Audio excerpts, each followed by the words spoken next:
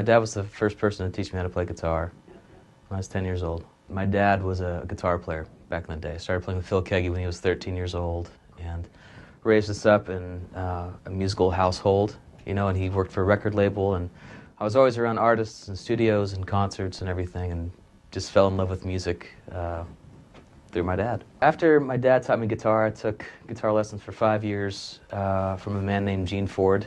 So I would bring in CDs, and every week he would teach me how to play Hendrix or Stevie Ray Vaughan or Jeff Buckley or Nirvana or Smashing Pumpkins, you know, and he helped me fall in love with guitar because I was learning how to play songs and not just learning how to shred.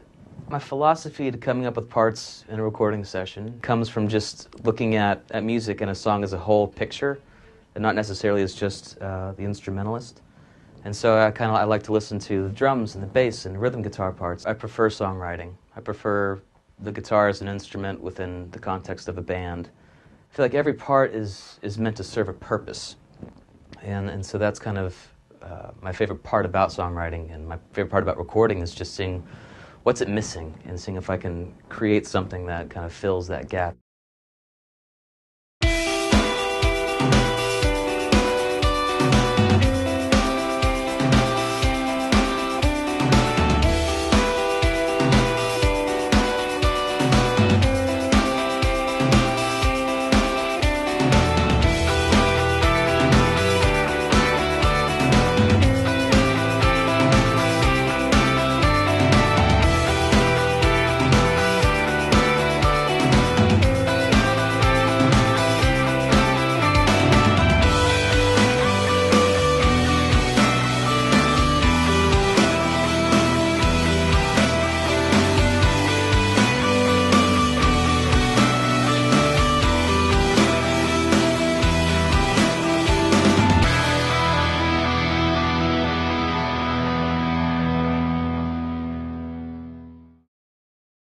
I got into playing music professionally when I was 17 years old.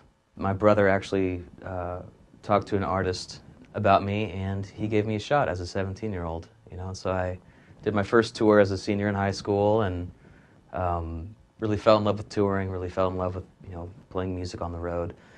And from there, just kind of a snowball effect happened, where I started just playing with more and more artists and playing on records, and kind of dove straight into being a road musician. I discovered Hagstrom guitars when I was probably around 12 years old, and I saw a video of Pat Smear playing, and he just had this wild-looking guitar. It was kind of an SG-ish shape, and it looked amazing. It sounded really aggressive and volatile, and I just loved it. And I asked my dad. He said, it's a Hagstrom. It's a Swedish company.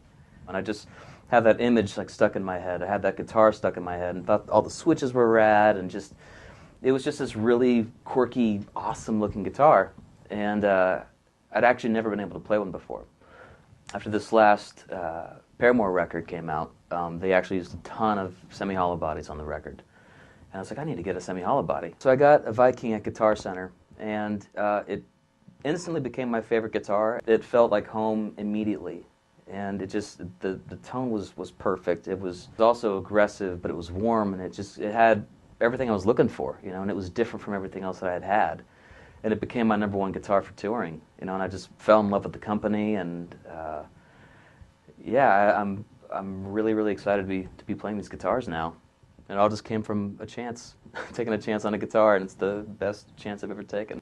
Hagstrom guitars, for me on the road, have been a huge godsend, just because they're very, very consistent, very solidly built. They sound amazing. They're very versatile guitars. They're built incredibly well. And when we're touring, we're going through all these different climate changes and altitudes and all sorts of stuff that just put your guitars through terrible conditions. And it's amazing that my guitars, every time my vault is unboxed and my guitars are still in tune, they still play great. I've never had any crazy issues with them, and we've been through a lot. And it's amazing that, I've had guitar techs tell me that they're the most solidly built guitars that they've ever worked on. And I agree with it. They're comfortable to play night after night. I never have any surprises with them.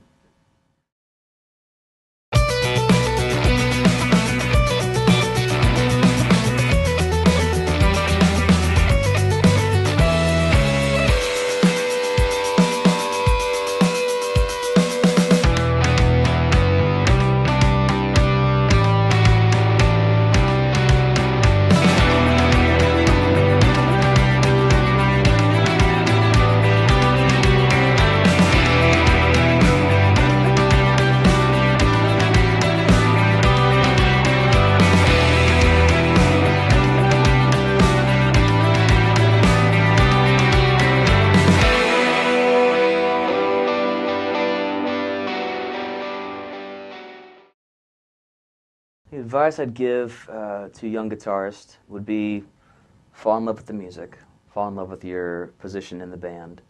Learn how to serve a band, learn how to serve in that context, learn how to serve the song, and play every single chance that you get. You have to allow yourself to be exposed and seen for opportunities to really hit you. And once they do, then you'll be really surprised at where it can take you. I literally have been able to fulfill my dreams as a kid. You know, I've played all over the world, played nearly every bucket list venue I've ever wanted to play. And I think the hardest part is maintaining a grounded sense of mind, you know, and just, there's no room for egos. No one wants an ego. No one wants to be around anybody with an ego.